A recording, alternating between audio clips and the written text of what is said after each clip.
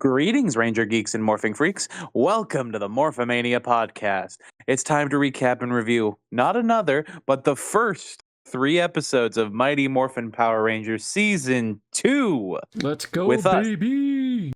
With us, lovers of all things that start with Z. All right. He's the Zordon of this podcast. It's humanoid.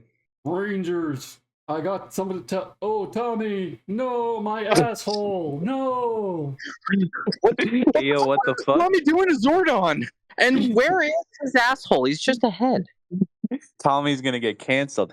He's as competent as Zeltrax. It's the DOIF. Oh, you fucking asshole! You fucking! I'm gonna hit you. You told me to do it.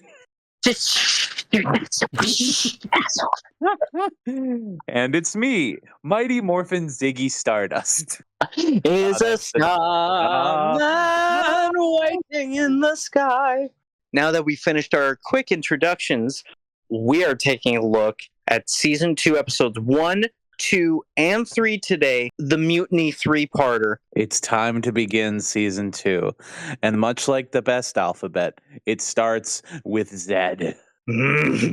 Yes. Before we get to the reason that we started this fucking podcast, the air dates for part 1 was July 21st, 1994. All 3 were written by Shuki Levy and Shel Danielson. Shuki Levy also directed this episode. Ooh, Shuki Levy directing right now. Nice. Cookie Levy in the director's chair, and that's honestly pretty cool. So we open with the intro, and I know I said originally that I was going to save it for episode 3 when we get the brand new intro, spoilers, but we might as well. This is the second instance of what I'm going to dub Dead Troops Music Time. Let's compare Mighty Morphin's theme song to DAIRANGER.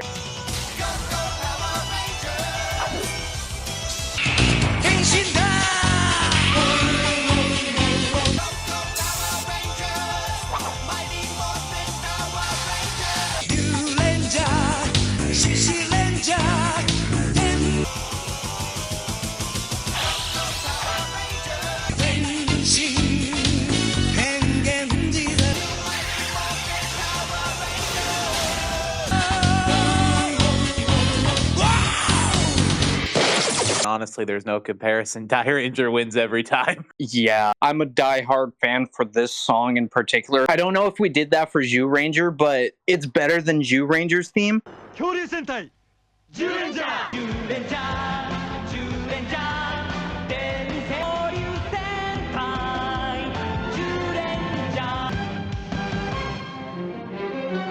Nothing can compare to fucking DAIRANGER's theme. Like, it just makes me want to go punch something. DAIRANGER goes way too hard, and honestly, I know Andreas is not going to put much of it in because of copyright, but seriously, go and listen to DAIRANGER's full theme song if you haven't. It is a absolute banger, and it's so good. Tension da! Yokuda! We need to stop. We need to stop. We can't sing the whole thing. It's too good. You can sing the whole thing. And I won't do that.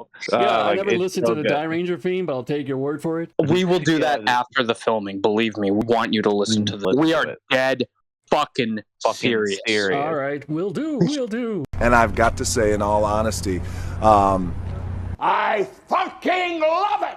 The full name of DAIRANGER, by the way, is Gosei Sentai DAIRANGER. For you fans of Megaforce, which all 2 of you, thank you for tuning into this video. Gosei, so that's where it came from. That is indeed where it came from. I don't know what Gosei means in Japanese. If someone can tell us, that'd be nice. It translates to 5-star. So we begin this episode with my favorite PS2 game, ATV versus Motocross Off-Road. I judge you immensely for your taste in... Oh, it's not my favorite PS2 game. Well, no, I know it was a joke, but I was going to say, shame.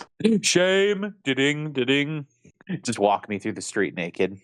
Oh, no. I'm sorry.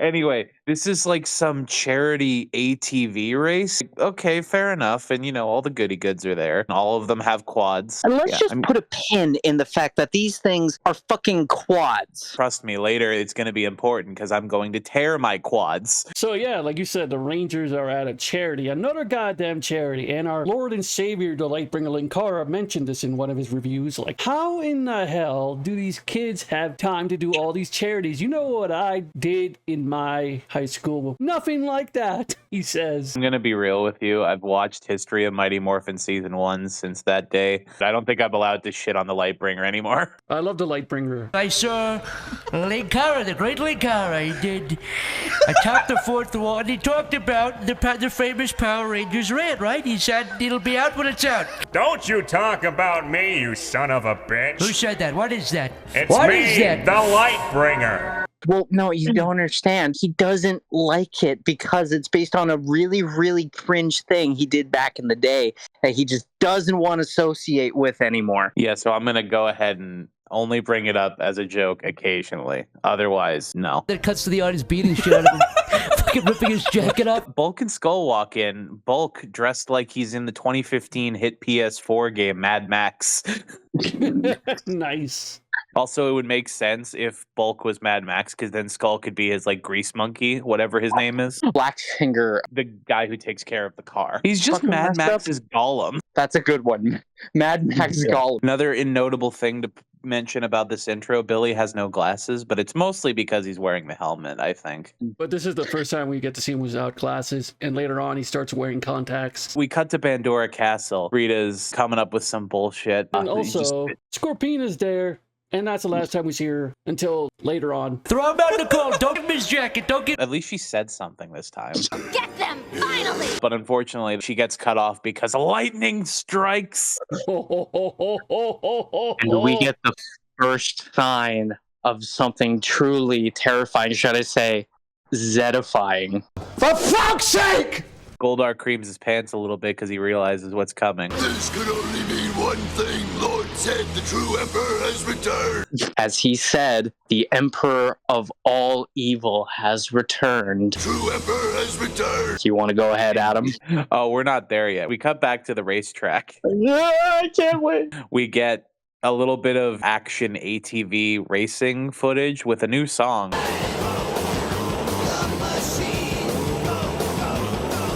I don't know what these lyrics are. They talk about machines a lot. Yeah, I just thought it was the Mighty Machines theme. Mighty Machines! Big and mighty machines. Working for you, doing mighty things. That show was my childhood. Wait, there's a show of the Mighty Machines? I thought you were talking about the commercial. Yeah, that's Micro Machines. Yeah, Mighty Machines was a show about big construction, Like operator construction machines, things. and had one of the best low-key, under-the-radar title cards out there for some fucking reason. Working for you, doing mighty things there. Mighty machine. It was like if Crazy Quilt's intro was all about like industrial work. I'm Okay. telling you, man, Treehouse fucked back in the day.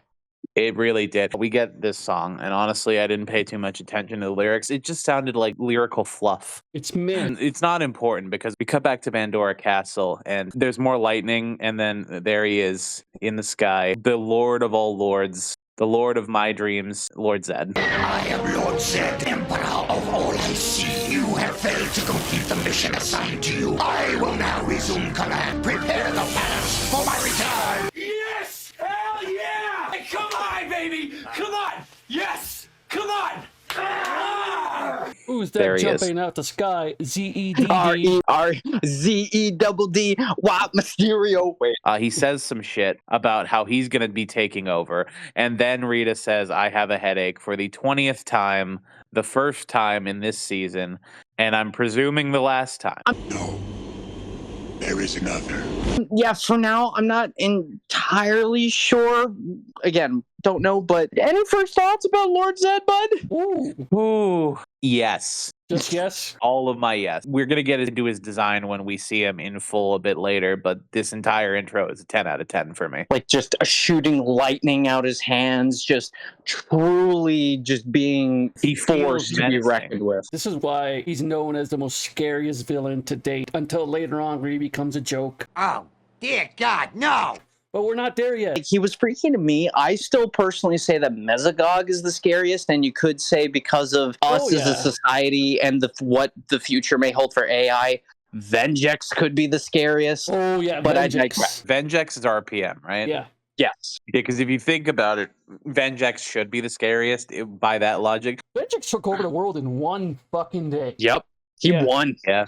A computer virus has built armies of robotic soldiers and taken control of our world. He won, and they had to fight back. I will say, upon first viewing, I do remember I have in my notes, I've been playing a lot of Resident Evil lately, and when I did see him, I was like, wait a minute, he's just a fucking liquor.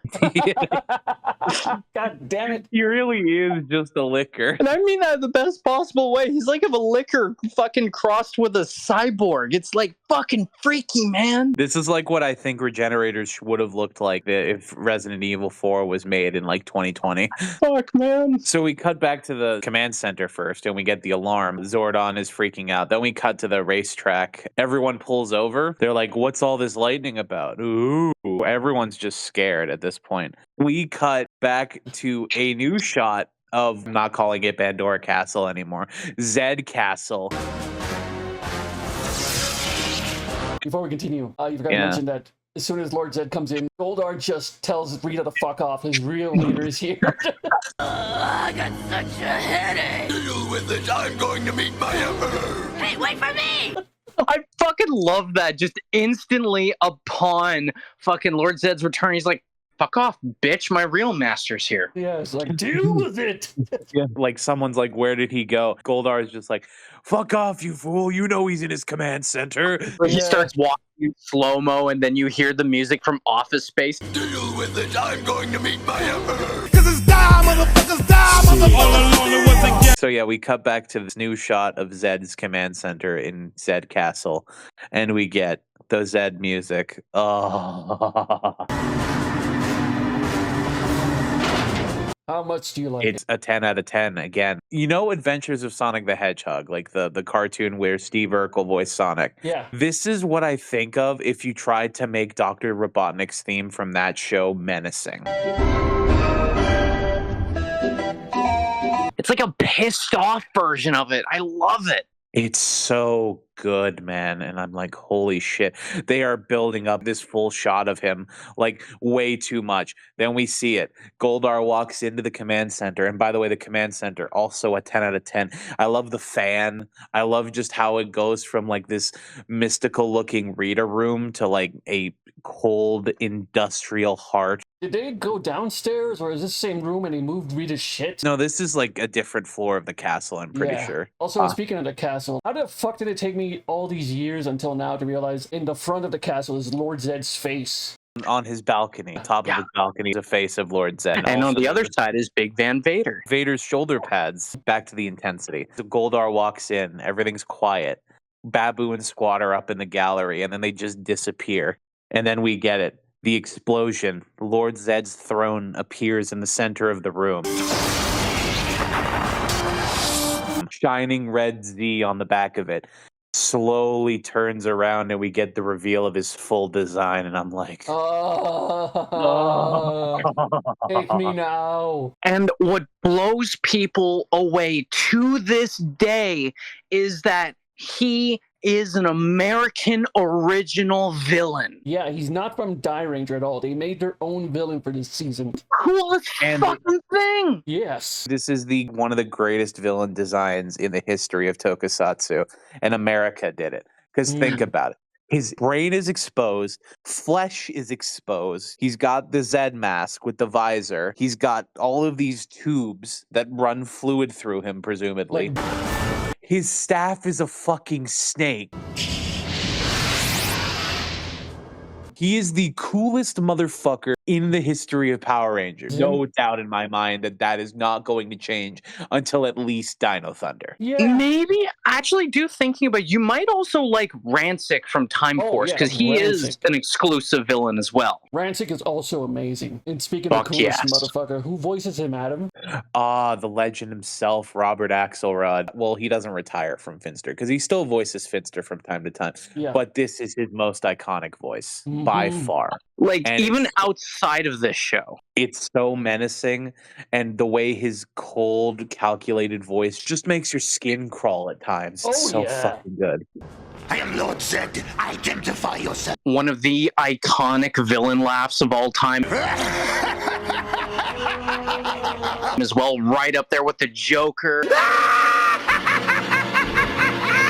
Just downright iconic. Yeah, it's very good. I've seen this show so many times, and each time I see the first episode and he shows up, I'm like, damn! He's so fucking cool. And it took me 2 episodes to really click. And it wasn't even like his flesh was exposed. It's when I saw his exposed brain, I'm like, what the fuck? And then you guys told me that his whole body, his skin has been removed. It's just flesh. Yeah. I didn't believe you at first. So Goldar is all like, oh, you remember me, don't you? I'm your loyal servant. And then he's like, yeah, you're that sniveling little bitch. Yes, the groveling one. Ah, yes, Goldar, the groveling one. It's so good. And because he's such a sniveling little bitch and immediately turned on Rita, Zed gives him his wings back. He gave him a Red Bull. Goldar can now fly. Fly! You give him a Zed Bull. A Zed Bull? Yes!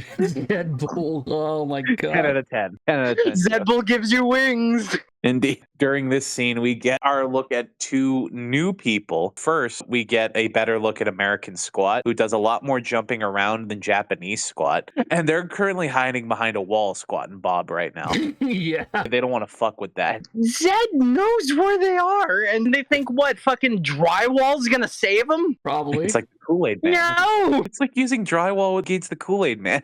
And the second person we get is we finally get, for the first time, American Rita. Welcome! How can I be of service to you, traitor? American Rita comes in and starts, be's a little bitch to Lord Zed to try and, gain some mercy. So we're going to start this season, with a special double feature. Because it's season 2, we're going to upgrade it. It's Zordon's Super Secret Files.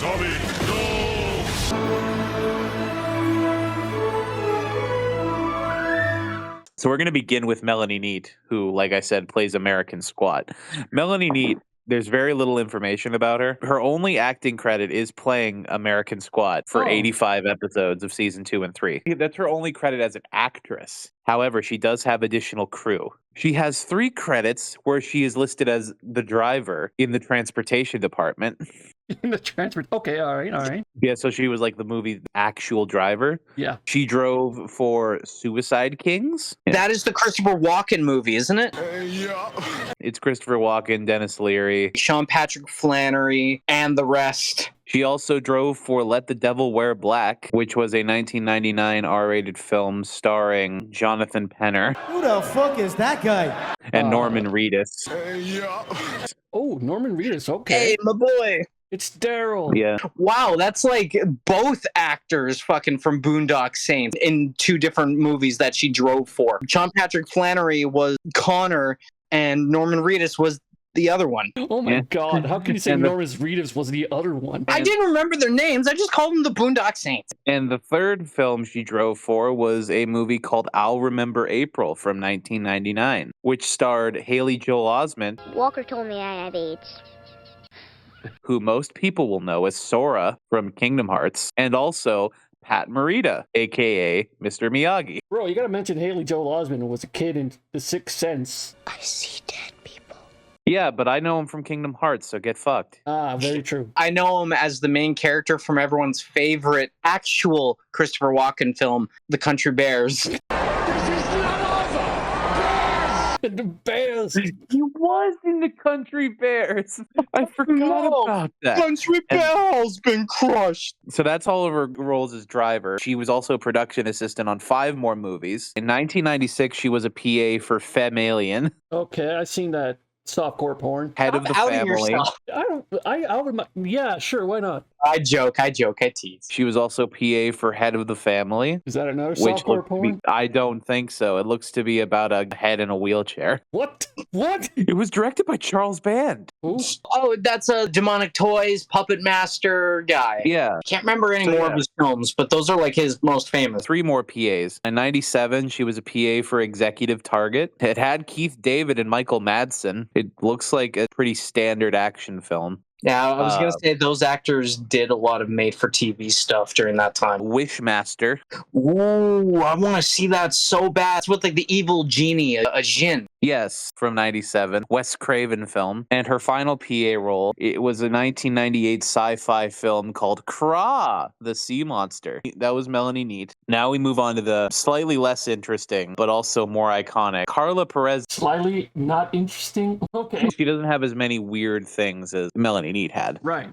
Not as many stuff that like sticks out on her page. Carla Perez was born in the Philippines on August 11th, 1970, and she is an actress and producer. She's most well known for playing Rita in American Footage. Her first role was in VR Troopers, where she played a character named Zictor's Beauty in season 2, episode 10 and 11. Then she went on to play Rita for pretty much every other season in the Zordon era. She does show up a few times in Turbo and in Space, which I didn't realize. She also was in a 2015 short about the Power Rangers. I think it was a fan project. What was it called? It's just called Power Rangers. Was it Power/Rangers? Pull your shit together and start thinking for yourself for once in your life. You're not a little girl anymore. Now where's Tommy? Go fuck yourself. Yes, it was Power/Rangers. Yeah, that was a dark version. That was a dark version of the fan-made film. If we ever get around to seeing the 2016-2017 movie, and you think that movie is a try-hard, we'll get to the short. All right, fair. And then she played in a 2017 short called Starved. She played a BDSM female. She's currently in a thing called #FamilyMan and a TV series called ZIR, which is in pre-production. Besides that, she is also producing ZIR, which I didn't even realize. Here's hoping it's a Z prequel show. So yeah, that was the Zordon Super Secret Files of this episode. It's a double feature because we're starting this season off with it. Anyway, we return to Rita begging and said, basically not giving a shit at this moment. When we cut back to Command Center, Zordon is, saying to Alpha, teleport the Rangers here. Because he goes like, oh, some bullshit's happening. If my suspicions are correct, we may have some very dire circumstances to deal with. We got to get the Rangers. Yeah. I'm afraid something's bad going down. His greatest fears were brought to light. Communicators go off. And Zach calls them the communiques. You should probably keep an eye on our communicators in case Zordon tries to get in touch. Oh, did you mention the red beam from his face? He also has Z vision. Yeah, he just has his own built-in telescope in his visor. It's Z vision. Yeah, I love it. It's goofy as hell, but it's awesome. So they pull over and they go to Command Center, and Zordon is talking about how his greatest fear has been realized. Lord Zed has returned. We get all the exposition about Lord Zed at this moment. And we cut back to Zed's Command Center. Zed is saying some stuff about how he's going to finish the Power Rangers. He's talking to Goldar. But all I'm seeing in this scene is fucking Rita kissing and licking fucking Zed's feet. Might I suggest we send out a group of buddies to attack the Ranger? Yeah. What the fuck? Not only do I not get the feet thing, but this is even weirder because Zed's feet are skinless. They're boneless, skinless chicken thighs. Stay away from it. Mm-hmm. Yeah, what the fuck, dude? I mean, to be fair, I think she's licking the non-flesh parts, but it's still weird. Well, the non-flesh parts is just metal. Would you rather lick the metal or the skinless skin? I'd rather her stay 50 feet away from the children from now on. Anyway, I do hear the last bit of this conversation where Goldar is like, let me send down some putties, Lord Zed. Let me show them what we've got. Lord Zed says, your putties are as useless to me as you are. You're a victim. I have my own putties with blackjack and hookers. And then we get the arrival of the Z-PUTTIES. On first watch and even on second watch, I think they look a lot cooler than the regular putties. I agree. The Z-PUTTIES are really good design. It's just the bullshit that happens later, but the Z-PUTTIES are the best design so far. Well, there's second putty. Wait. Third. Yeah, they're the third putty design, but they're clearly the best one so far. Yeah. We'll get to what most people don't like about the Z-Putties later. Well, how do you describe the Z-Putties' look? What do you think? Sleek, modern. It's like the final evolution of putty. Right. In my eyes. Which is absolutely hilarious because, well, yeah, we'll get to that. Yeah, we'll get to that. So he charges up the Z-Putties. After the Z-Putties are all charged up, he basically is like, all right, Rita, I'm done with your bullshit. You can't get the job done. You can't defeat 6 fucking teenagers. How about we kick you in the dick and send you off? So he destroys Rita's staff. I hereby strip you of the powers that you've squandered. He shrinks Rita, and I love when she's shrinking, she goes... And then we see the toy. A classic reference to the Wizard of Oz. They bring in Rita's roaming transportational vehicle, or whatever the fuck Zed said. Bring our fallen empress her traveling vehicle. Yes, her traveling vehicle. It's another dumpster. No, I think it's the same dumpster. And is it the same one? Like he got the same one from Mars? You're telling me? I think it's smaller because the other one was big enough to store Rita as her normal size. This one must have been like a special design, maybe? Right. Okay, never mind. It wasn't the same one, yeah. Headcanon. This is just the garbage can she used in her room. She gets put in the dumpster. Goldar says a dumb fucking one-liner, so like, have fun or something as he closes the fucking dumpster. It's been fun! 'Cause it's die, motherfuckers, die, motherfuckers! And then the Z-Putties and then Lord Zed launch that motherfucker into space. And as he does so, I do have a joke here. Lord Zed says, I now take from you your power in the name of my father and his father before. I, Odin Lord Zed, cast you out! Yeah. She's gonna take a long walk. Rita is now stuck in the Phantom Zone and is flying through the space and says some shit like, You haven't seen the last of Rita Repulsa! Rita's gone now. Bulk and Skull get a dumb little scene where they crash their quads. Now they don't have quads, so they're like, well, shit. I guess we're going to have to see if we can make it to the finish line on foot, what is presumably a multi-mile quad race. Quad race. Cuts away and cuts back like a commercial cut. Bulk and Skull have now arrived at the other goody goods quads. Bulk says, look, it's their four-wheelers. Then he walks forward and he's like, Who cares? We have their bikes. and I lose brain cells. This is nostalgia critic bulldozer shit all over again. It is the fucking bulldozer shit all over again. So why does it bother you so much, Adam? Because they're not bikes. Like, bike literally translates to bicycle, which means by as in go. Bicycle means 2 wheels. It's a quadsicle, not a bicycle. This is where the putties show up and started menacing Bulk and Skull around the Goody Goods quads. The Rangers gets shown this on the viewing globe, and they're like, okay, well, we can't fucking take that. It's morphin time. I almost said it's morphin time. I didn't want to say it. I almost said it. They morph. They come, and we get the first American fight in Power Rangers. With all 6, because we had Green Ranger in American footage in season 1, but this time we have all 6. Yeah, the first American footage with all 6, and they even go double down on it because they have Bulk and Skull in the background. And they're cheering on the Power Rangers. We get a couple things during the fight that are noteworthy. The only real spot I could think of before the bullshit is this really cool spot that, you know, Billy sets up where Billy and Tommy are going to do double kicks in a circle to attack some Z-Putties. But unfortunately, the camera fucking cuts away. Tommy, gotcha! Damn it, cameraman. Tommy has some chest pain and realizes, oh no, my powers are failing. I'm having a heart attack. I don't know what to do. That's kind of fucked up. I don't know what to do. It's fucked up for a reason that Andreas doesn't know. I know, that's why I'm kind of staying silent right now. Tommy gets flipped over, is about to be kicked by a Z-Putty. Jason blocks it, flips the Z-Putty over, and then... Before we get to Adam's thing, Malcolm, we've seen this before. We know about the Z-Putty's weakness. We know how fucking stupid it is. This is S to the T to the double O-P-I-D, stupid. Yeah, even as a kid, when I first saw it, I was like, that's pretty dumb. Even today, I'm going like, that's Still dumb. And now, Adam, you may go. Rant mode. So, Z-Putties are charged in their chest by Lord Zed, the giant Z emblem. You created these things, Lord Zed. Of all of the things you could use as a conduit for power for these things, you picked the big fucking kick me sign in the center of their chest? Yeah!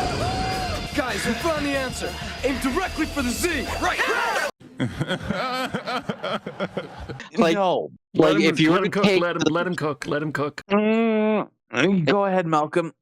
If you were to take the entirety of the stupid idea of Robin's outfit, just in general, from Batman and Robin, the fact that Batman is meant to be camouflaged in black and gray, Robin wearing bright red, bright green, and bright fucking yellow, which, by the way, is the easiest fucking color to spot in a crowd. That's how stupid the Z right in the fucking middle is. A big ass target in the middle of your chest. If it took a few hits, I would be more okay with it than seething anger.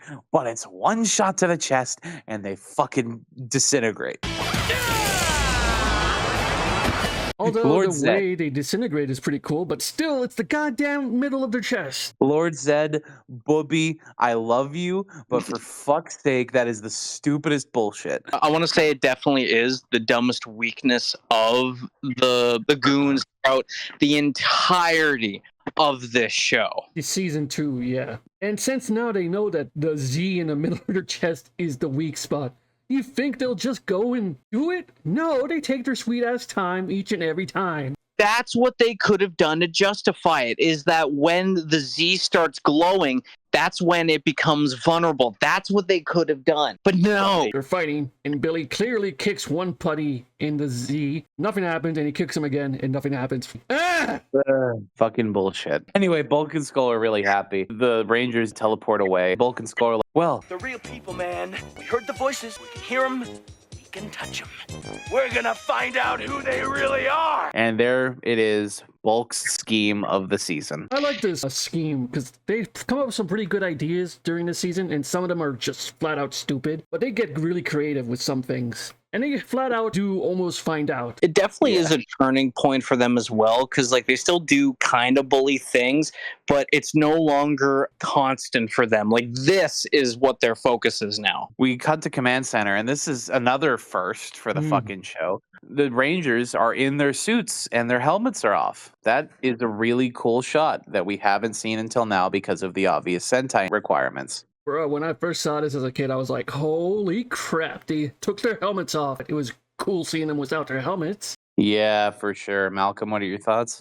It threw me by surprise that they didn't do it until this point. I think it's because like pre-Doomsday and post-Doomsday that there was a budget jump, like within the cinematography, as well as like suits that they could use for American-only footage, not just for the Rangers, but for the monsters as well. They're no longer just shooting out of a park with the footage of them driving the ATVs, like almost like an actual place where they can like film a derby type event instead of a fucking park. The budget has clearly gone up. I can't wait to see how further they push the budget for further seasons. Like American Squad, American Babu, American Rita are now an actual thing, because beforehand, they just couldn't afford that. Well, we had American Goldar and American Squad a couple times in season 1, but not too much. Yeah, it was mostly after Doomsday. And even then, like Goldar probably they got because of Green Candle, but even though with the budget increase, we still have the stupid fucking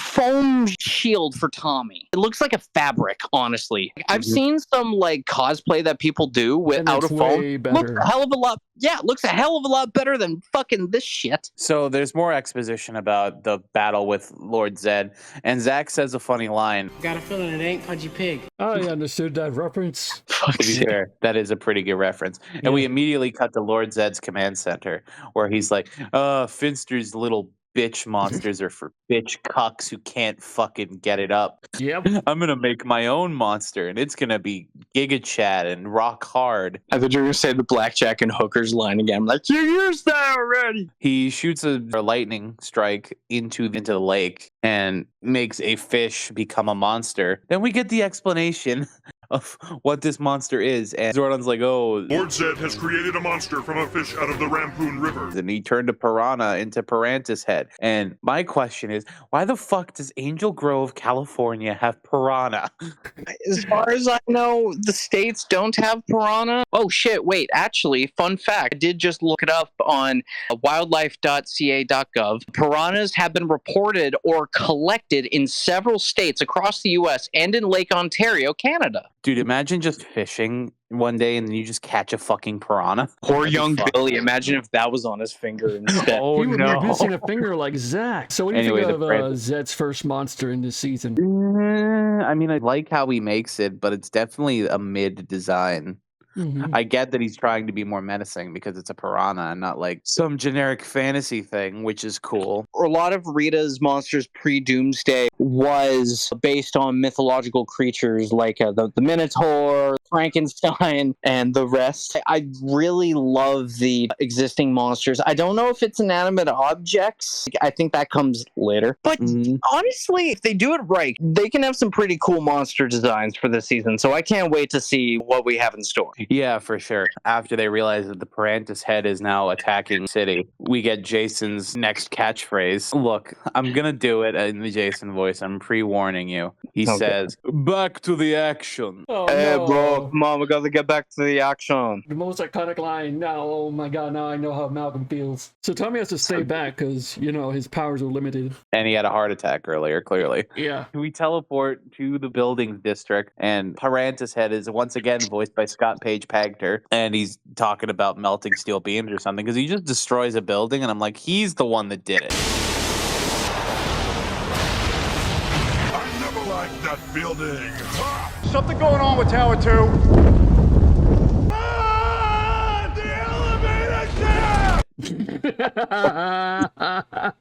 Oh my. He destroys the building and they move like 5 inches to get out of the way of the debris. And then they're like, we need dinosaur power. The T-Rex gets up all fine and easily. Piranha's head is like, no boys, actually I am a weeaboo because I'm about to Zawarudo. He freezes the other 4 dinosaurs.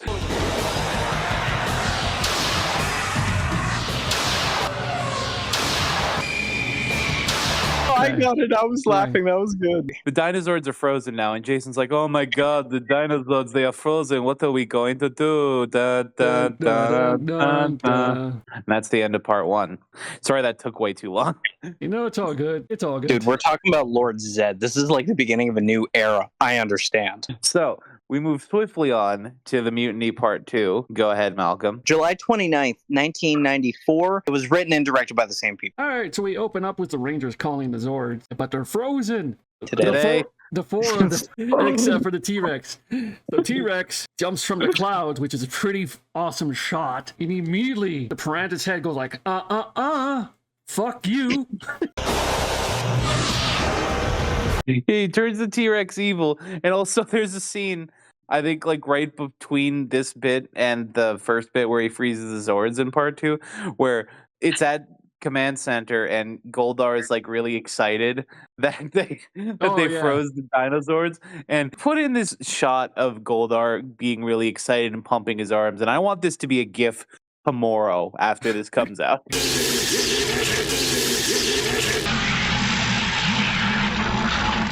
GIF tomorrow. Okay. So yeah, the Piranha's head blows his fish dagger into the T-Rex and it becomes evil. How do you know it's evil? There's white silhouette all over it, so a ghost? The T-Rex is now evil and the Rangers are down and go like, oh no, we have only one hope and that's our Lord and Savior Tommy, because he's Power Ranger Jesus. And he has the Dragon Zord, which is the only Zord that hasn't appeared yet. Meanwhile, at the command center, Zordon is giving Tommy his energy so he can re-energize, but he goes like, I can't give you too much because I don't want to die, you know? I can temporarily strengthen your powers, but I do not know how long they will last. But it's a pretty cool shot of Zordon giving Tommy some power. He's basically shooting him with his lightning beam. And then we get a new thing. Tommy goes like, okay, I'm getting out of here. And then his helmet morphs onto him, which is pretty awesome. Another new thing in this season. I've seen it before in Sentai, so it's not an entirely huge thing to me. Okay. However, very cool. Specifically, like the best helmet transition that I could think of is the final morph for Gokaiger. That's like my favorite one. So Tommy shows up and goes like, hey guys, I'm here to save your ass. What do you guys need? Oh, we need a Dragon Zord, dumbass. Tommy calls upon the Dragon Zord. Dave. So we get a T-Rex and Dragon Zord fight, which is pretty cool. I like when Zord takes on another Zord. The 2-on-1 Zord action, the HLA. Oh my god. So we come back to Lord Zed's chamber of command and goes like, you know what? I got an idea. I might as well take control of the Dragon Zord while I'm at it. Squad and Bob behind the wall are like going, yay, yay, do it, do it. And Lord Zed says like, did you hear something? Goldar goes like, whatever it was insignificant. Yeah. And then Bob's just sad. Practice head makes the Dragon Zord evil. And Tommy goes like, fuck, that was my only go-to move. That was my one shot, and I fucked it. Also, this is the exact point where I noticed that the Prentice Head's like fish dagger was like bootleg of the dragon dagger. He even does the same hand movement. Oh, Yeah, which was weird as shit. Because he's playing a fish. Well, to be fair, Malcolm, you can tune a guitar, but you can't tune a fish. Damn it. Shut the fuck up. My Zord, I what hate do we that do that's now? funny. We got back to the command center. Zordon goes like, Alpha, prepare for phase 2. Yeah, boy, yeah! What? oh my god, let's go. Phase 2. Oh, I was like, wait a minute. Wait a fucking minute. And I got really excited when I heard phase 2, and I'm like, there's no way. It's the dinosaur suits. There's no way they would do it, but we'll get there. So we come back to the Dragon Zord again, goes and bites a candy bar. He bites the fucking chimney again, like the candy cane in the first episode where he was there. So T-Rex and Dragon Zord are wrecking shit, and the Rangers are on the ground saying, oh, we can't do anything. What do we do now? Maybe I can distract him long enough for you guys to regain control. Right! And he fails. Nothing happens. Because apparently the Prentice Head's control is like permanent. Unless they can like do something. I don't know. I think they might have been explained better. I'm afraid nothing we could do would ever give the Zords enough power. So the Rangers go like, oh man, we gotta go back to the command center. Hopefully Zordon has a good idea. Oh, it's coming. Oh, it's coming. Oh. So the Rangers are in the command center and they're going like, Zordon, our Zords are no longer usable. What do we do now? Zordon goes like, well, I guess it's time to give you some new Zords. It has begun. Yeah. Alpha, do you know the way? I think you know the way. Alpha spits on them. Alpha spits on him and goes like, you know what? Follow me, bitches. And they do a slow walk, and it's amazing, the slow walk to the outside. Alpha know how to do that huck too. Go fuck yourself. What? I love Iron Sheik, don't you? Alpha do spit on that thing. Oh my god. So the Rangers are outside the command center, and we see up in the sky. What do we see up in the sky? The brand new Zords. Jason, you will control the Red Dragon Thunder Zord. Trini, yours shall be the Griffin Thunder Zord. Swift and accurate. Zack, the Lion Thunder Zord will have courage and strength. Billy, your Unicorn Thunder Zord has mythological powers and wisdom. Kimberly, the Firebird Thunder Zord shall be yours. Powerful and agile. Dun, dun, dun, dun, dun, dun, dun, dun, dun. The most iconic shot in this show, we get to see the Rangers look at what they're getting, and they're the Thunder Zords, and by The God. Thunder Zord, they're all really good. Honestly, I'm shocked they kept most of the theming similar to the actual DAIRANGER mechs. Jason gets the Red Dragon Zord, which means he is going to fight Hannibal Lecter soon. Red Dragon. I'm going to save the funniest one for last. Billy gets the Blue Pegasus Zord. Unicorn. Trini gets the Griffin Zord. Think it's a similar thing. I can't remember exactly what it is in DAIRANGER. Kimberly gets the Pink Firebird Zord, which is basically just a phoenix, obviously. Zack. Go ahead. Apparently, they're just hoping that Zack has sort of color blindness that makes him see green as black. They got away with it. Got away with it. The lion has a lot of black on it, but in the original, it was a Green Ranger. But for how they like switched it out here, yeah, they did make it work. And they're all celebrating. They're like, oh yeah, I can't wait to use these Zords. And Kim looks up at Tommy and is like, oh shit. They ask you how you are, you just have to say that you're fine. What about Tommy? I do like, though, that there's a bit of a character bit here.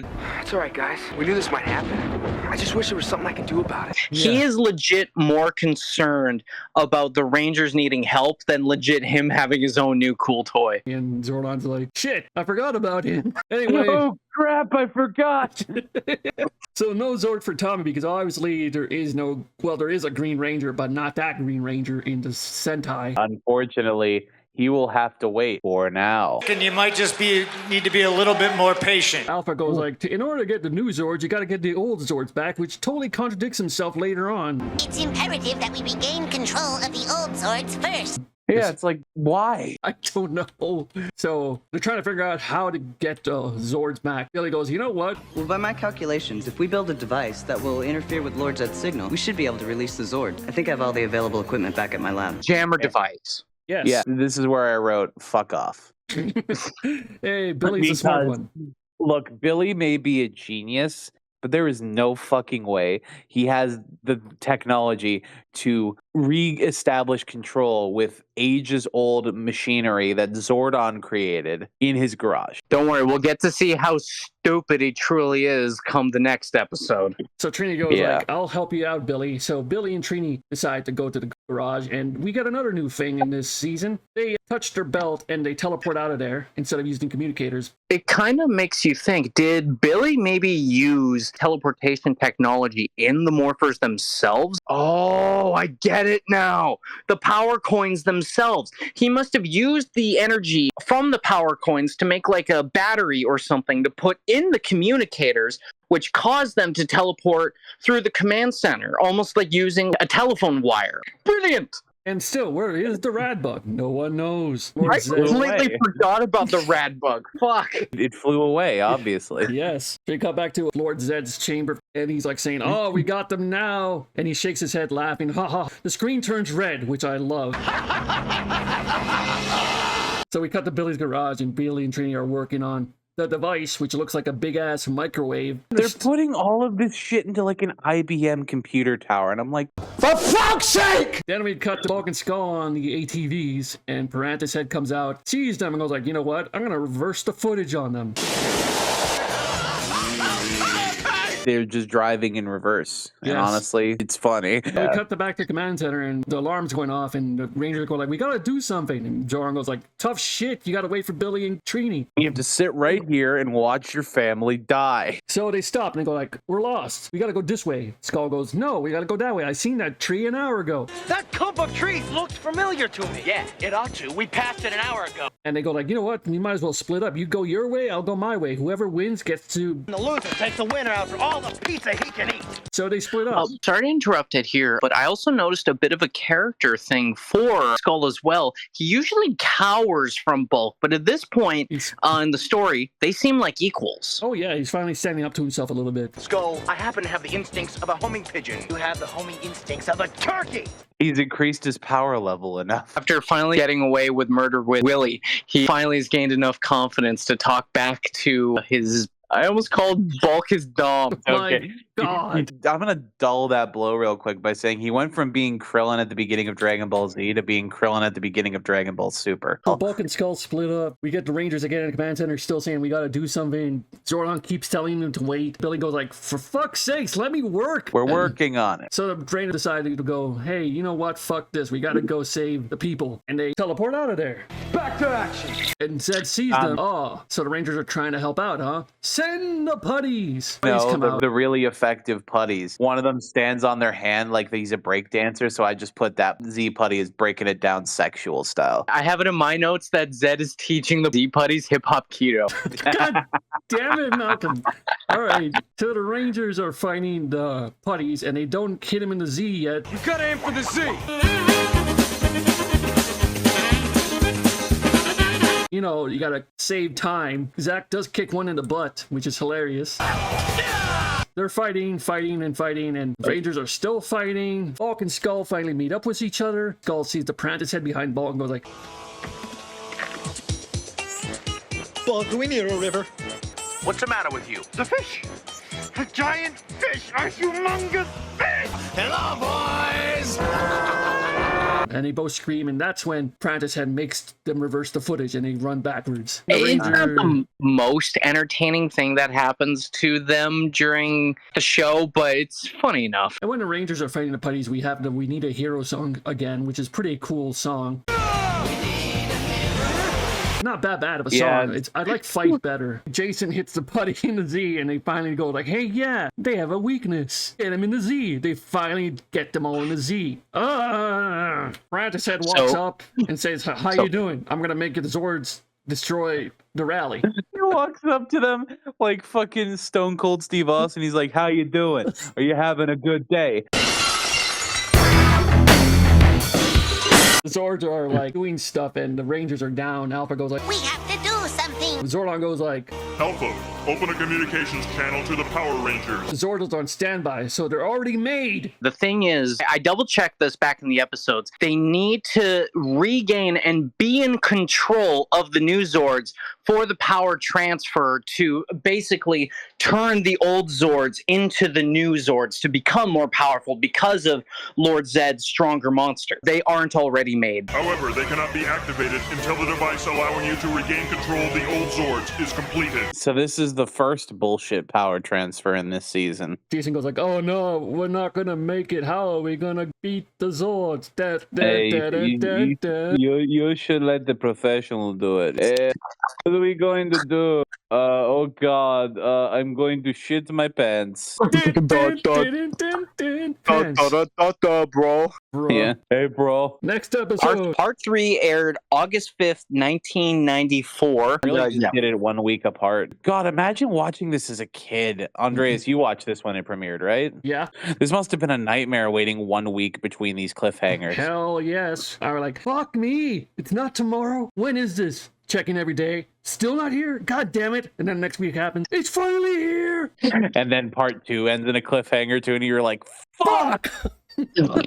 It's like, damn it. They never like say part 2 of 3 or like part 1 of 3. It's always just like part 1, part 2. So for all you know, it could just be a 2-parter. So no, they clearly said part 1 and part 2, and then it said be continued at the end. I was like, well, damn. That's not what I was saying though. I'm saying you never know if it's going to be even more multi-parted instead of just 2 parts. This is why I can't watch TV shows on a weekly basis. Right. I would not be able to do that. It would fucking kill me to wait that long. That's for why a I fucking wait until TV The show. Boys is done so I can binge watch the entire season. This is also why I wait until a whole season of something is done before I binge it. I can't binge anymore because I find that I burn out way too fast now. Because I don't binge it all in one day. Well, no, again, that's just you guys. But with me, the first time I ever binged anything was with Stranger Things, and I just found myself burning out with that show way too fast. Yeah, if you're watching it in 1 or 2 days, you got to take a break in between, my guy. When it comes out on a week-to-week basis,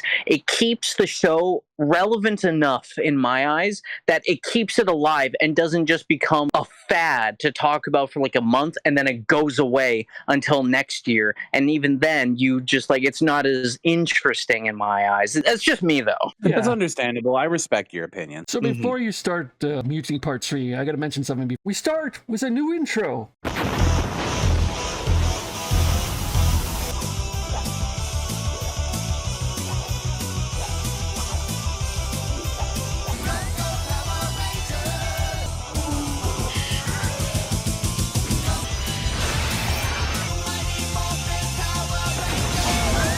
Oh. He was definitely going to bring it up, though. No, actually, I wasn't. Legitimately, I forgot to put that in my notes. Thank you, Andreas. The new intro. With like, yeah, when I first saw this new intro when it first aired, I go like, damn, okay. It had the Predator credits scene thing where all the characters looked at the camera.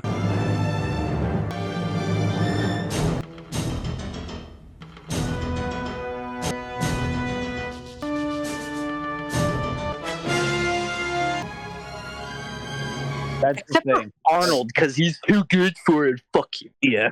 So Fuck while you, they're Arnold. facing the camera, we get Walter Jones's intro, and he has With his dreads. fucking dreads. It's a good And, look like, for him. I it's do a like great- it. Yeah, I like his look. Also a new thing in the intro, Jason Frank has finally morphed into Jason David Frank. He got a surgery to put his David in. And also we get the credits of Bulk and Skull's intro where they see a putty behind them and they scream into the camera, which is hilarious. Which I thought was really cool. To be fair, it was going to be hard to beat the cotton candy thing. That, I think, is better. The intro. The rest of it is pretty cool. We get to see the Thunder Zord and the Mega Thunder Zord. This intro, I'll just be completely frank. I prefer the original. I don't know why. It sounds different to me. With my fucking crazy psycho brain, I need the intro from Rita and Zordon at the beginning for the theme song to even sound right for me. Yeah, I get what you mean, but it's still the same song, but different intro. Yeah, I get what you mean. It's just my crazy OCD brain acting up. Last time on Power Rangers, Zed fucked him up all good, and now the conclusion.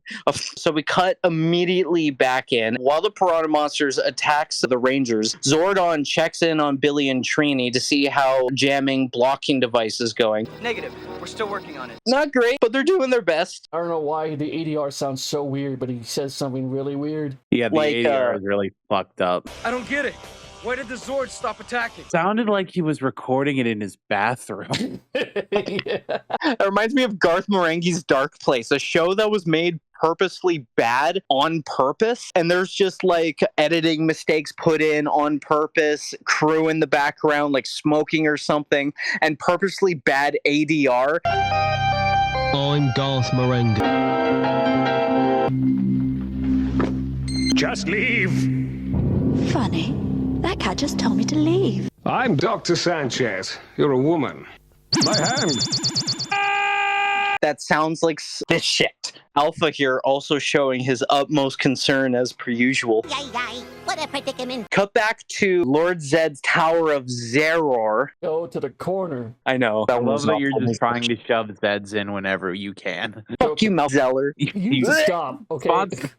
You need some sleep. You need sleep. You need to go catch some Z's. Yeah, that's yes, God yes, damn you it. do. That was good. Cut back to Lord Zed, once again monologuing to Pants' screaming delight. You are a witness to greatness, Goldar. It is only a matter of time until I hold this world in the palm of my hand. And then cut to Squat and Babu doing just that behind their cuck corner. Damn, I hope there's another shot of Bob and Squat up in the gallery, because then we can see they're atop the fourth wall. Welcome to atop the fourth wall. Funny moment here as well, when Lord Zed chooses to go after annoying teenagers first. Fair. I was a teenager once, and I hated myself, so I get it. Same here. You know what I hate? Billy's still in a goddamn garage doing this goddamn device. Believe me, my frustrations for this fucking device will come out in a few minutes here. Piranha Head and Zed, though, they're not messing around here, as he uses the Dragon Zord's fucking finger missiles to attack the quad race competitors. I love this really acting, because they're going like, oh no!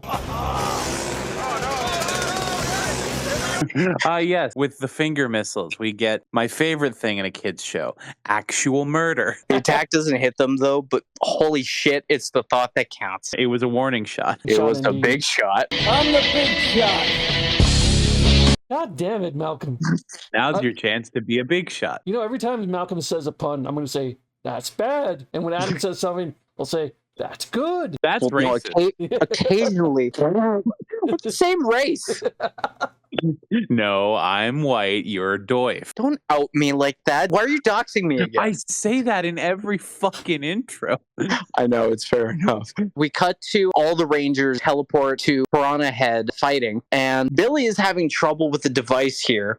What's the matter with this thing? What's going on? You missed out on the best spot. Before they get together with Billy, we get to Zed's command chamber, and we see the most magnificent thing ever. We get to see Zed's beautiful ass. Great ass! You know what? This is a perfect time for me to do a villain backstory segment. I want this to be a recurring segment. I'll come up with the name later, because I'm a big fan of some fucking villains. I want to go into some backstory about the villains of Power Rangers. For starting off, right off the bat, there actually isn't a whole lot that is completely canon when it comes to Lord Zed. His past and even like his birth planet are unknown, but they've been speculated for years. What we do know is that he first emerged as a major threat when he came into conflict with Zordon of Eltar. Lord Zed is the opposite side of the coin that Zordon is on. Honestly, let's be honest, Rita's just a general. In comparison, there is one thing, I believe a comic original thing. I refuse to say this isn't canon. The reason Lord Zed looks like he does is because he attempted to grab the Zeo crystal, and because it is just this pure form of good energy, it fucking flayed his skin. So when the Zeo crystal is discovered, he finds an opportunity to seize what he most desired. Convincing the monks that guard the crystal to place a terrible curse upon it, Zartus sets the trap for Zophram, who comes to believe that the power of Zio is key to winning the war against Dark Spectre. When Zophram tries to claim the crystal, one touch courses agony throughout his body, flaying his skin completely. And once Zartus is able to coerce him into believing that Zordon betrayed him, the persona of Lord Zed is born. His skin completely off. This is one moment we're actually saying something from the comics, in which we usually don't, but goddamn, that's a good backstory. Oh, yeah. And there's been other stuff as well that other comic books have done that have given him some backstory, like I believe he's Zordon's brother, which also somewhat worked. Another is that he was the original Red Ranger is another one I believe it was. Again, all of that stuff is just speculation. Yeah, comic backstory, not TV or movie backstory. Which honestly, comic stuff, it's kind of a case-for-case basis, but when it's something as cool as he touched the personification of pure good, and because he's pure evil, it literally ripped his skin clean off like it's a Hellraiser movie, I think you can call that canon. Yeah, I agree. As I said, for Lord Zed, there unfortunately isn't a lot, but it won't be the last time I open this segment up for him. We cut back to the fight and the piranha monster fighting the Rangers. Billy is struggling with the device. There's something wrong with it. And this pissed me off so much. During this fight, Billy discovers the jammer isn't working properly. And that is because I put the battery in upside down. Our genius. I'll just switch this around and it should work. Billy Cranston, genius that he is, couldn't remember plus to minus and minus to plus and fucking put the batteries in upside down. Well, he was working hard, so he didn't double check. Working hard or hardly working? Yes. After the jamming device works, the red Tyrannosaurus Zord is freed and the Dragon Zord is freed.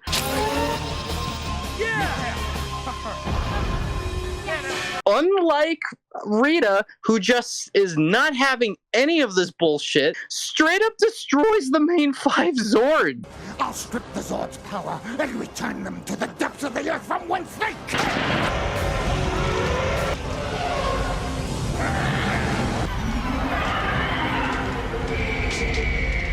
Back to Ohio. He returns them to their original resting place, Ohio. Actually, I was going to say here, Ohio is where Rita sends them. No, fucking Zed sends them straight to hell, man. No, Brazil. No, Cleveland. We see the Rangers looking at the Zords go to Ohio. We see the Sentai footage of the Yellow Ranger saying... We see the American version of the Pink Ranger with the big turtleneck, and it looks so weird. And then we get the explanation of what exactly happened when Zed sent them to Cleveland. Recalibrate the morphing grid and encase the Zords with static power. Then move them to their hiding places, and with luck, there'll be enough left of the old Zords to create the new Zords. They went back to their little stasis chamber, so really the mission was a success. Dude, I know that was established in the episode where they went to Ohio, but like, the 3-parter has way too many leaps in logic. We can only accept so much dumb shit, Power Rangers, and you're wearing it thin. So as the 5 Zords back in their stasis pods, what happens with the Dragon Zord? Tommy sends it away, I want to say, to protect it from being destroyed. Tommy, be quick. Lord Zed hasn't gotten to the Dragon Zord yet. Right. I'll send him back to the sea where he'll be safe. Old friend. There's no way I'll let Zed get him too. The Dragon Zord says, I'm done with you fucking Grammies. There's a cooler filled with PBR and my Night Court tapes waiting for me back home. Later, bitches. I'll see you in a couple episodes down the line. But don't call me ever again until then. And thus Dragon Zold goes to retire in his ocean palace. Yes, I did call him Dragon Zold because he retired. Now that I think about it, this may be the last time we see this version of Dragon Zord. So now we see how Zed makes his monster grow. Grow, Brother's head! Grow!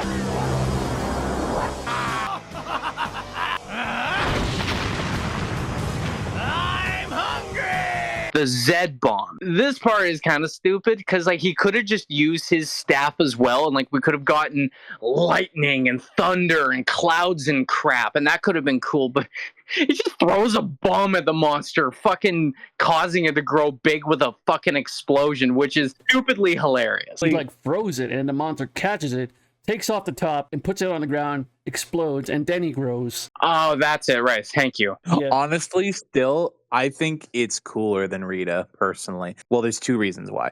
One, because of explosions, and explosions make everything cooler. Two is because of my undying nostalgia for Mario Party 2. For those of you that don't know, Mario Party 2 had an item called the Bowser Bomb, which I assume is a reference to this, because this was 94. Mario Party 2 was in like 99. How it would work is if you got the Bowser Bomb during an item minigame, it would immediately go out of your inventory. Bowser would take it, and at the end of all of the players' turns, Bowser would grow big and basically stomp around the board. And if he caught up to you, he would take all of your coins away. It's just a theory. Using the remaining parts of the old Zords, we get a brief, sad moment of them collecting themselves. Yeah, everything we worked for is gone. Using the remaining parts of the old Zords, Alpha managed to save enough of your old Zords to create the new Zord. It's about time. For all of the Zords coming in, we get horny Zordon. Yeah. It's the scariest thing. Because, like, Zordon talking isn't that bad, but as soon as that motherfucker smiles, it's terrifying. I remember smiling Zordon living rent-free in my head, and I could have sworn it was in the first season during Green with Evil, so I am thankful that it's taken us this long to get to the nightmare fuel. Why would Zordon smile and Green was evil? He's being killed. Tommy. No. Oh, no, Tommy, not that.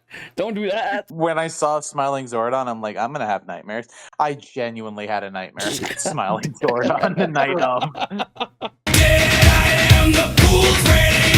I'd like to mention that the Red Dragon becomes the Red Dragon Thunder Zord Warrior mode, the first warrior mode in this season for the one Zord becoming into one other kind of mega little solo Zord by itself.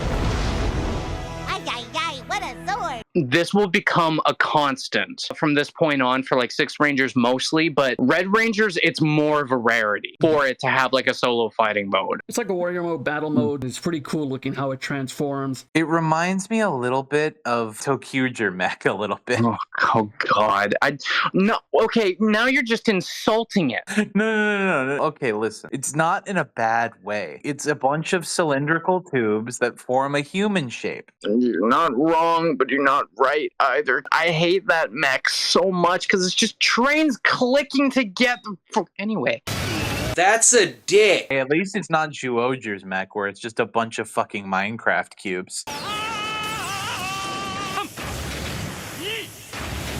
That's a dick. I am Steve. That one personally offends me as a fan of Megazords in general. Thank God that they're immediately followed up with the Kira Major mech. That's like one of the best ones in recent time. In Go Busters, they are straight up called Zords, and the main mech is called the Megazord. Go Busters is a homage to the Power Rangers in America because they go. It's morphin' time. Yeah. Not completely. The only 2 times it really pays homage to Power Rangers. Definitely, it's a rarity to see the flip side of it. We'll get to see more of that in Dino Thunder. Yay. Get on with it. Yes, get over it. And with a mighty Nazi salute in this cockpit. This cockpit, it's okay. I don't think it's as interesting looking as the first one, because the first one was like in the eyes. It looked like an actual cockpit. This kind of looks like a Nazi podium. A lot of people see it as the Nazi thing, which makes sense. Jason says, it's time to can this bitch. Time to can this bitch. Can this bitch, but I know what you mean. It sounds like bitch. With a mighty slash of the sword.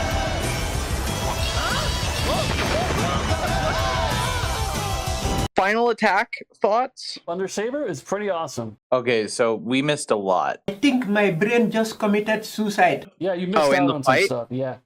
Oh, yeah. Well, not even just in the fight, just in general, this entire sequence. The DAIRANGER mech, mwah.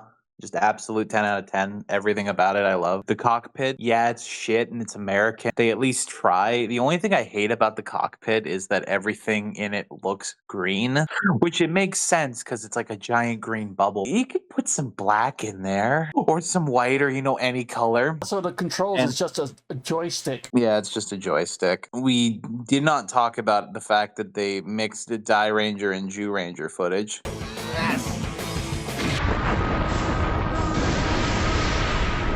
Yeah, we're gonna get a lot of that in this season. DAIRANGER and ZYURANGER monsters fighting in DAIRANGER footage. Sometimes we'll see DAIRANGER monsters and you see it's actually DAIRANGER. The way they cut the fucking Thunderzord in here was really fucking weird because it's clearly ZU2 footage. The Megazord, a split second. For the fight. They used it as a placeholder in this cut. I guess makes sense. But it just kind of pisses me off that they just kind of edited it in, but they also made it kind of seamless.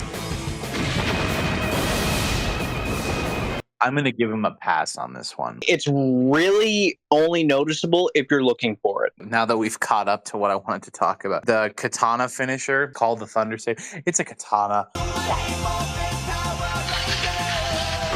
And everything I love about it just plays like an Akira, whatever his name is. I forget the samurai movie maker. Akira Kurosawa. Yeah, Akira Kurosawa. It just plays like that, where he does the fucking EI Jutsu slash. He fucking kills the guy. He blows up, and then he just like slides it into the sheath. It just oozes Japan. I'm not an otaku, but I fucking love that. Also, before the Thunder Megazord kills off the Piranha's head, we cut to the command center where Tommy goes like, "Oh, it's so cool. I wish I had one." And Alpha goes like, "We'll find some way to bring your powers up to full." Foreshadowing. That just reminds me of, Vegeta looking at Broly during TFS's Broly dub. That's really dumb. But he's so cool. But that's so dumb! Honestly, you could use that line to sum up Power Rangers in a nutshell. Yeah, very true. That's really dumb. But he's so cool! But that's so dumb! Lord Zedd's fucking pissed, but that seems like that's gonna be the norm around here. Zordon and his stupid Power Rangers shall not prevail again! While Zedd is pissed, Finster in the background goes like, "Well, if he'd used one of my monsters, none of this would have ever happened." I love how Robert Axelrod's talking shit to himself. That's actually a good bit. No, that was actually good. I keep forgetting because the Finster voice is legit so different from Lord Zedd. I keep forgetting that they are played by the same person. With the monsters defeated, the Rangers meet back at the command center, celebrating their victory, but fearing for the future of Lord Zedd, and also wondering about Rita possibly returning. And then we get this fucking clip from the viewing globe, which Rita singing 99 bottles of slime. You take one down, you pass it around. And then the Rangers laughing. And then we get smiling Zordon again. And then what? Zordon, you're gonna say it. Go ahead. You're gonna say it. Go ahead. Yes, thank you. Thank you. Can I fucking speak during this I'm gonna fucking rant on you fuckers. I swear to God. I'm sorry. I will send you each a picture of me naked every time you interrupt me from now on. You're saying that like it's a threat, but it doesn't bother me. No, times I get it. But I was getting to it. This is my episode, damn it. Go ahead. You're grounded!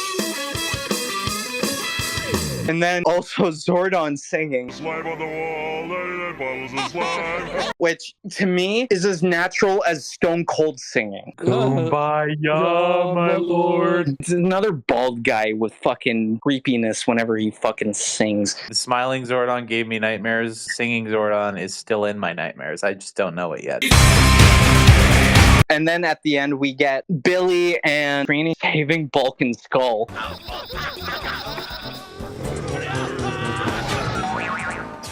Yes. And then this is where the Rangers find out their scheme of the season. And what's more, we're gonna find out who they really are. Oh, really? I'll show you. We'll see. Dun, dun, dun, dun. Why did you know what I was doing too? I love you. Okay, I'm no longer mad at you. You're beautiful. Of course, I know what you mean. I know, but that's such an obscure song that I'm referencing. It's even more obscure than Psych. The Rangers get back on their bikes, and then and they finish the race. Dun, dun, dun, dun, dun, dun. Freeze frame on them celebrating. Well, let's open up Zordon's super secret files one more time. Let me pull up Robert Axelrod.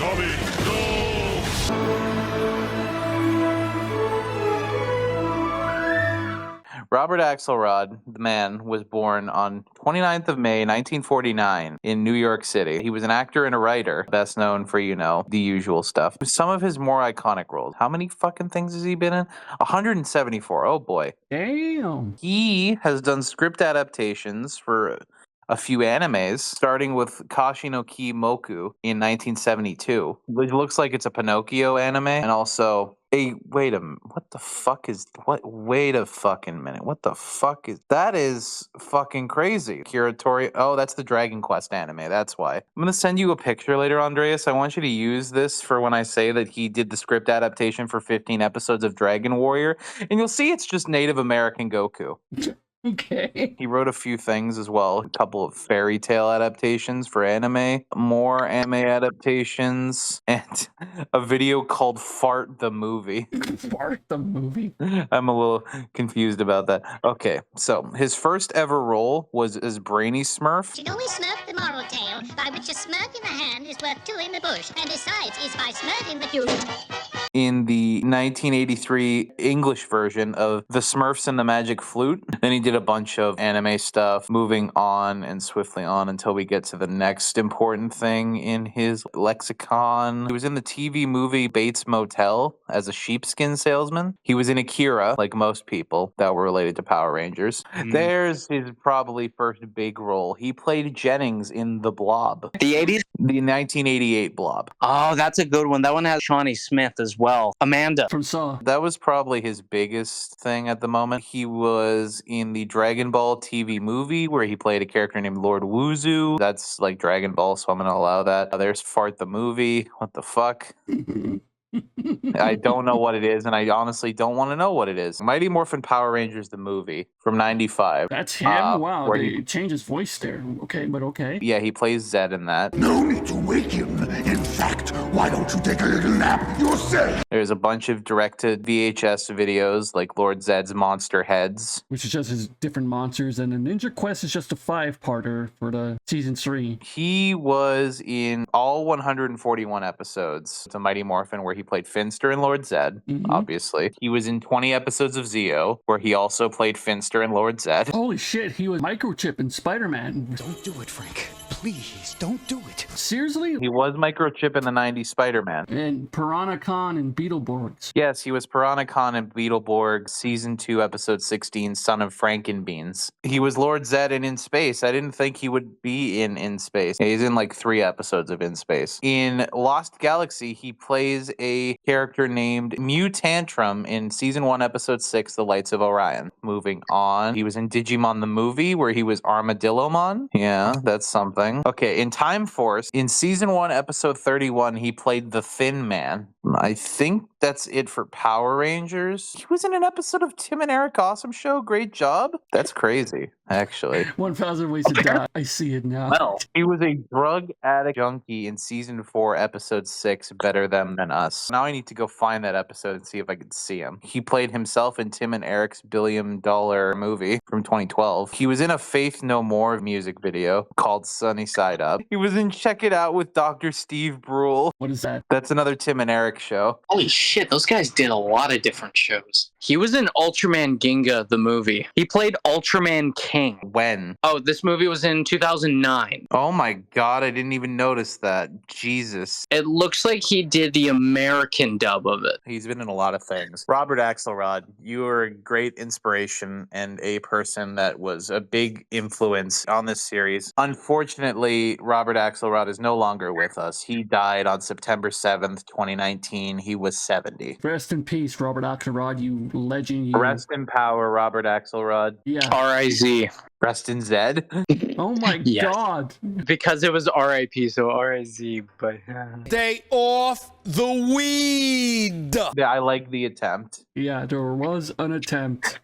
That's my thing for this entire fucking season. I'm gonna be doing my best to create the best fucking Zed puns I can. You mean this entire season? Stop being better than me. No, final thoughts. Honestly, as a 3-parter goes, this was a great fucking 3-parter and probably is my favorite multi-parter that we've seen thus far.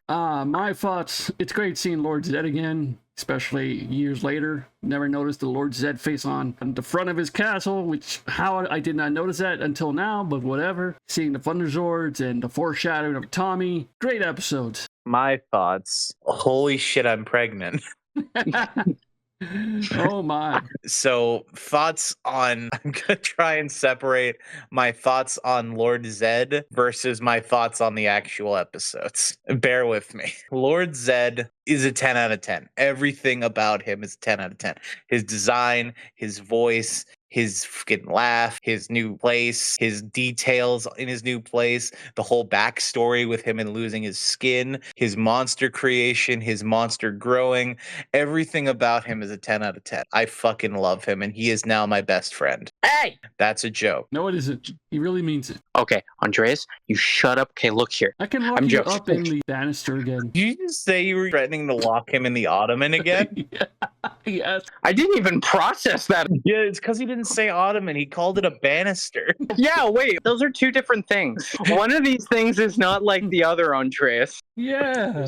So that's my thoughts on Zed. Everything about him is a 10 out of 10. If it comes to these episodes, it's fun, but it's also infuriating because the fights are fun. The story and all the stuff with Bulk and Skull is really fun. What I don't like is all the leaps in logic with this Zord logic. And I guess it makes more sense now that Malcolm has explained it a bit better. It still pisses me off a little bit because you could have explained it a lot better. That's the first thing. Second thing, quads are not bikes. Read a book. Those are really infuriating, but honestly, this is still really fun. And go watch it again. I don't care if you've watched it yesterday. Go watch it again and have some fun with Lord Zed, because holy shit, he is amazing. Lord Zed is going to propel this season to being my favorite of Mighty Morphin. It's definitely going to help you fight the tedium of dealing with another season of mostly filler. That's my projection, is I'm going to enjoy this season. I liked season 1, but there were times where it was just awful. Fucking pumpkin. Anyway, I think I'm going to enjoy this season a lot more than that season. But that's my final thoughts. Zed's a 10 out of 10. These episodes, 7.5 out of 10. So is that. We're done for these 3 episodes. We'll do another 3 episodes later on. I am humanoid and my god, Lord Zed. Oh, I'm in here. Oh god, is that racist? No. Only if you count New Yorker as a race. I don't even count them as a people. Hey, focus, Malcolm. Focus. That's racist. Oh god, my chest. Don't die on us. Okay, I'm calmed down now. I am Dead Shroop, and I am now the proud owner of a Lord Zed baby. Yeah, fucking that is gonna be one fucking abomination of a pregnancy. And I am the DOIF, and may the power protect you all.